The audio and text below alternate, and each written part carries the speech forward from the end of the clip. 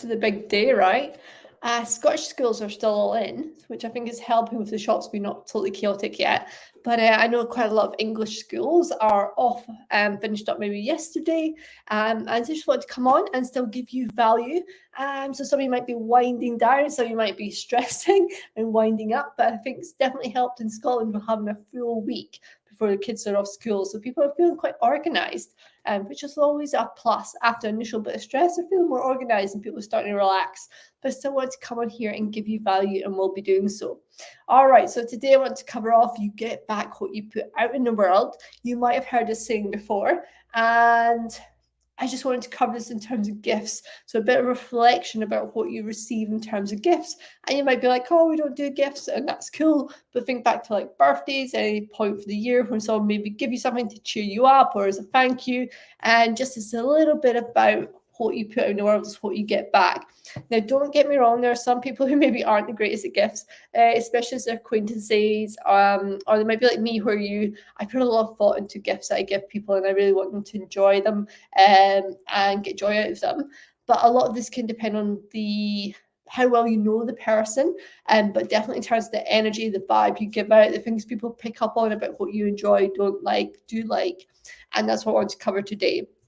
And it's not to say it's a negative thing, but it's just a great insight in terms of what you give out to the world and how you get that back. So if we look at the gifts you get for Christmas, so typically a lot of my clients are around weight loss, energy, and a lot of them, chocolate, wine is the association. It's a thing they enjoy. So this time of year, what are they going to get gifted? Giant bars of chocolates, afternoon teas, alcohol, all the things that they don't really want because they're trying to live a healthier life when they're trying to lose weight. And it's not to say that they can't have those things. They'll still have those things on their meal plan and in their diets and as part of living social life.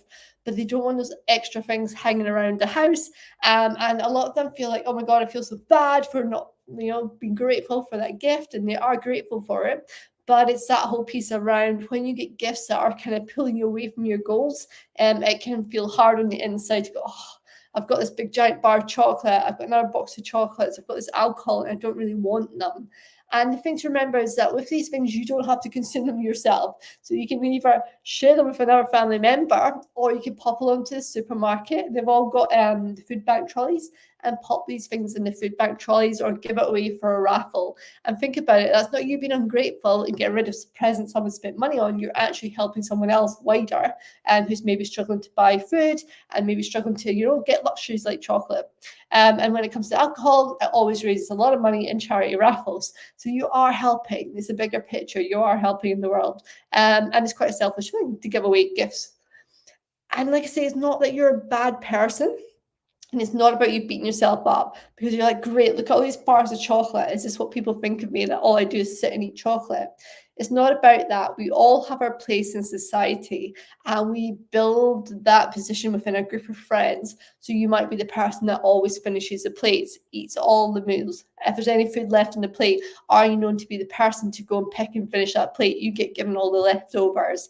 Are you the person that's known for liking the bottle of wine who'll go and get the extra drink, the cocktail, whatever that may be? Are you the person that's known for loving afternoon teas, that indulgence of all afternoon tea? So as much as you might love a spa, it's always coincided with a whole heap of food. And I love an afternoon tea every so often, but there are a lot of carbs, right? A lot of carbs, a lot of sugar, not a whole heap of protein. And it's that thing, but yes, you can go out and enjoy yourself.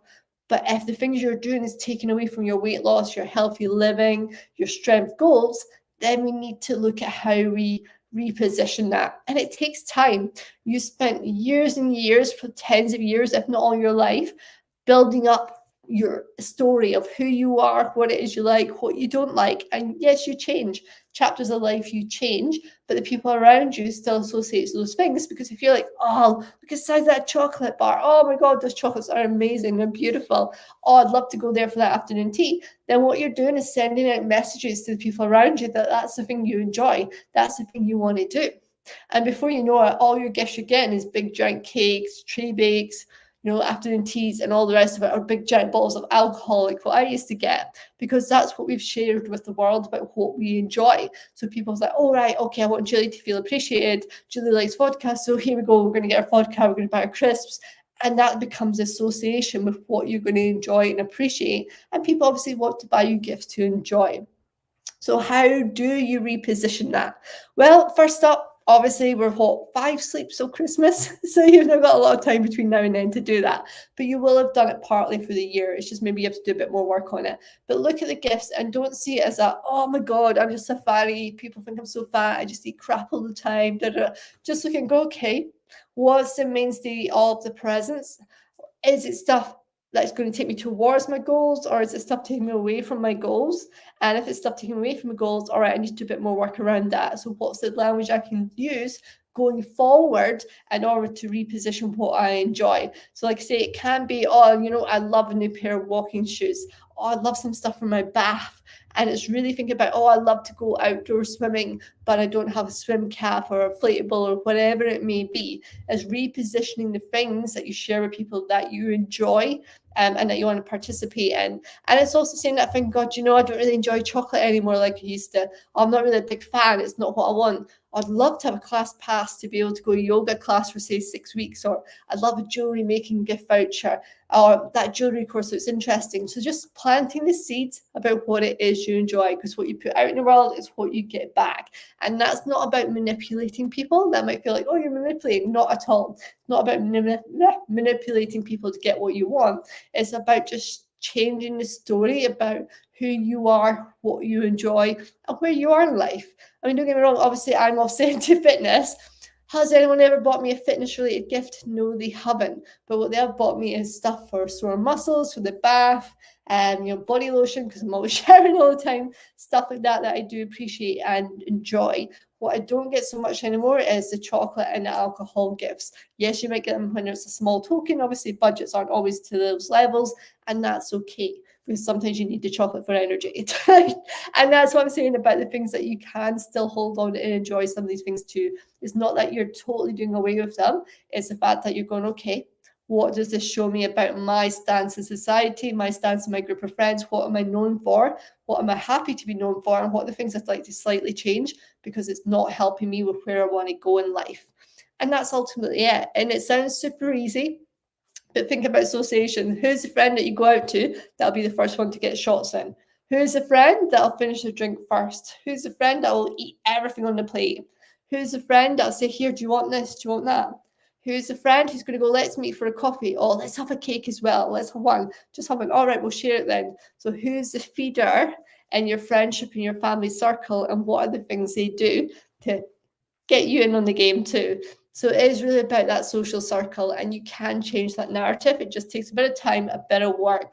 So look at the presents you got. Do the presents serve you? Do they take you away from your goal? And if they're taking you away from your goal, just start to change that narrative in the new year about what you enjoy, what you like, and have those conversations, and just start feeding it in, and stop associating yourself with the things that you don't like. You know, if you no longer want the cakes, the chocolates, don't say, oh my God, that Mimi's cake was beautiful, it was amazing, because people are like, oh, she loves that thing. So stop saying these things like, oh, I love that, that was amazing, when actually it's not taking you towards your goal. It just takes a little bit of rewiring to think about how you speak differently. All right, team, hope that makes sense. Let me know in the comments. I will be back on the lives over the next few days too, but drop in the comments. I appreciate everyone's a bit busy at the moment, wrapping up with work, literally wrapping presents and so forth. But take care, and I shall catch you guys tomorrow.